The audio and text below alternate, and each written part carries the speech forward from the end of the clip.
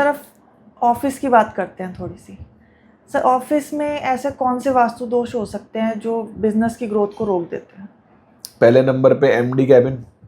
जी। अगर ऑफिस का मालिक ही गलत दिशा में बैठा है, बॉस गलत दिशा में बैठा है, साउथ साउथ वेस्ट में बैठ गया, ईस्ट साउथ ईस्ट में बैठ गया, वेस्ट नॉर्थ वेस्ट में बैठ गया, तो ऑफिस चलेगा ही नहीं, है ना। तो सबसे पहले नंबर पे एमडी कैबिन। दूसरे नंबर पे स्टाफ की सिटिंग। स्टाफ को आप डिस्पोजल में बिठा दो, डिप्रेशन में बिठा दो, एंग्जाइटी में बिठा दो, परफॉर्म ही नहीं कर पाएंगे, ठीक है। प्रोडक्टिविटी नहीं आ पाएगी, कन्वर्जन्स नहीं आ पाएंगी। तीसरे नंबर पे क्लाइंट की सेटिंग। मान लो आपके क्लाइंट का waiting area south south west में है, क्लाइंट ही नहीं आएगा ऑफिस में। तो ये 3 चीजें मोस्टली मैटर करती हैं ऑफिस में, बाकी तो complete planning.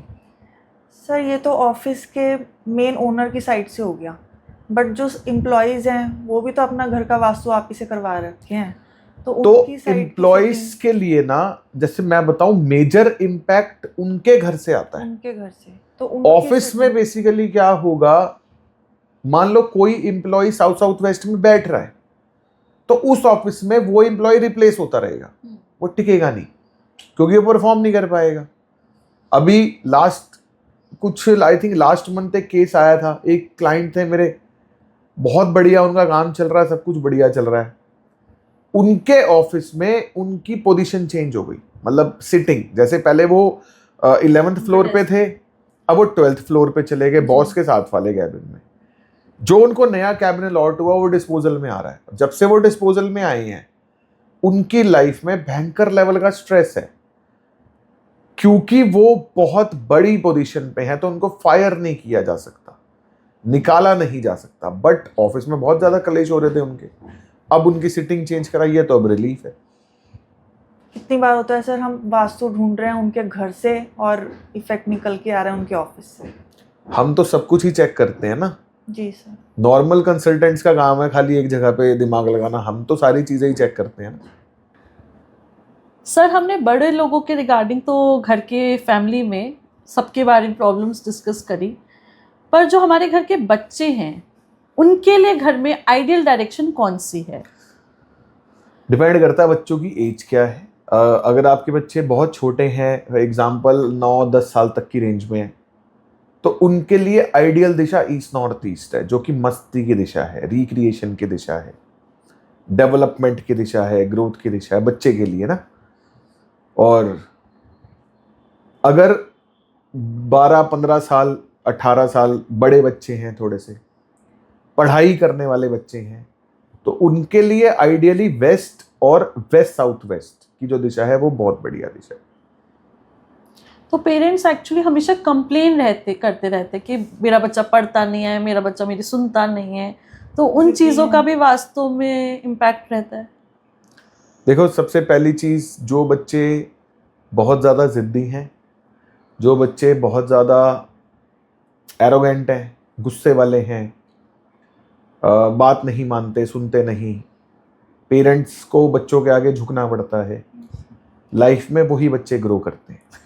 Yes sir. Actually में लाइफ में वही बच्चे ग्रो करते हैं।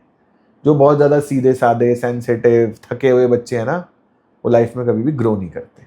तो आपका बच्चा जितना शरारती है, स्कूल से अगर आपके बच्चे की कंप्लेंट आ रही है, टीचर्स अगर आपके बच्चे से परेशान है, तो आपका बच्चा सही ट्रैक पे है, ठीक है। वो खुद लर्न कर रहा है, वो खुद ग्रो कर रहा है। हाँ, मेरे बच्चों को जब मैं दिल्ली था, जिस स्कूल में मैं था, मैं अपने बच्चों को चौड़ा होके लेके गया कि अपने बच्चों को भी इसी स्कूल में एडमिशन कराऊंगा, ठीक है। मेरी जो प्रिंसिपल मैडम थी, मेरे टाइम में वो वाइस प्रिंसिपल थे, अभी वो प्रिंसिपल हैं, उन्होंने मेरी शक्ल देख के मेरे बच्चों को एडमिशन देने से मना कर दिया कि तेरे बच्चे तेरे जैसे ही होंगे, मैं एडमिशन, तो सोचो मेरा कैसा होगा स्कूल में, है ना। एडमिशन देने से मना कर दिया था कि नहीं, हम नहीं देंगे एडमिशन, ठीक है।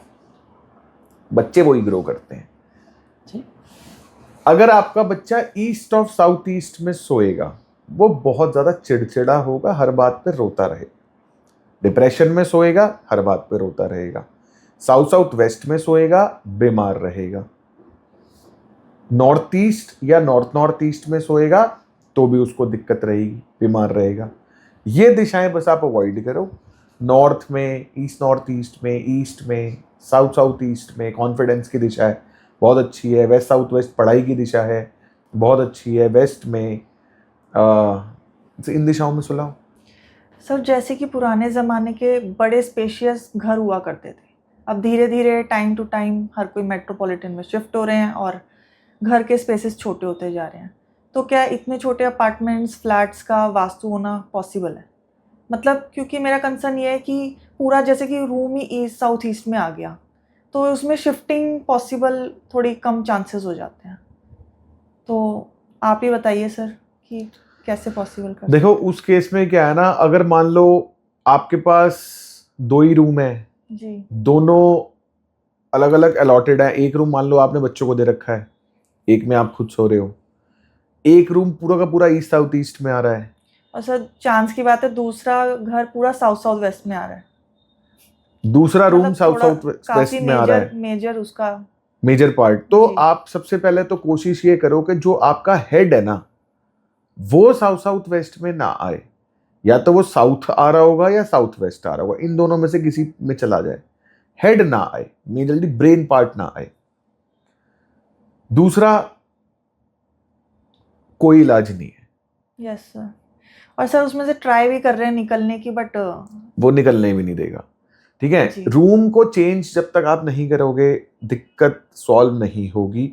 अगर आप सोचो मैं बेड के चारों तरफ टेप लगा दूं, कमरे के आगे टेप लगा दूं, कट कर दूं, कुछ नहीं होगा, कोई इलाज नहीं है। कोई बता भी रहा है इलाज, वो वेस्ट है। ठीक है, एक आपको एक सीक्रेट बता देता हूं, बस वो आप फॉलो कर लेना। जो भी उस घर में रह रहा है ना, उसकी जन्म पत्री के हिसाब से आपको पॉजिटिव जोन्स पता चल जाएंगे। पॉजिटिव प्लैनेट्स के हिसाब से, सारी चीज़ों के हिसाब से उसके पॉजिटिव जोन्स पता चल जाएंगे। आप सिर्फ और सिर्फ उन पॉजिटिव जोन्स में जो उसकी जन्म पत्री के हिसाब से ओके हैं, उनमें उस व्यक्ति की फोटो लगवा दो, घर के सभी मेंबर्स की। बच्चों की फोटो बच्चों के पॉजिटिव जोन्स में लगा दो, बड़ों की फोटो बड़ों के पॉजिटिव जोन्स में लगा दो। तो उनके जो नेगेटिव इफेक्ट है ना 80% तक कम आप कर दोगे, 20% दिक्कत रहेगी क्योंकि वो 100 नेगेटिव जोन्स में रहे। बस। जैसे कि ईस्ट साउथ ईस्ट में सोने से लिवर की प्रॉब्लम्स आ सकती हैं। ईस्ट साउथ ईस्ट में सोने से लीवर की प्रॉब्लम नहीं आएगी, एंजाइटी इश्यूज आएंगे बहुत ज्यादा।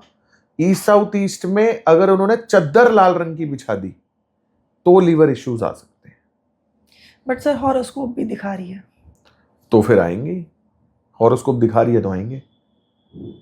सर आज के लिए मेरा आपसे एक लास्ट क्वेश्चन है, जितने वास्तु एक्सपर्ट्स बिना हॉरोस्कोप के वास्तु कर रहे हैं उसका कितना इफेक्ट पॉजिटिव मिल रहा है लोगों को? हिट एंड ट्रायल बोल सकते हैं उसको, हिट एंड ट्रायल।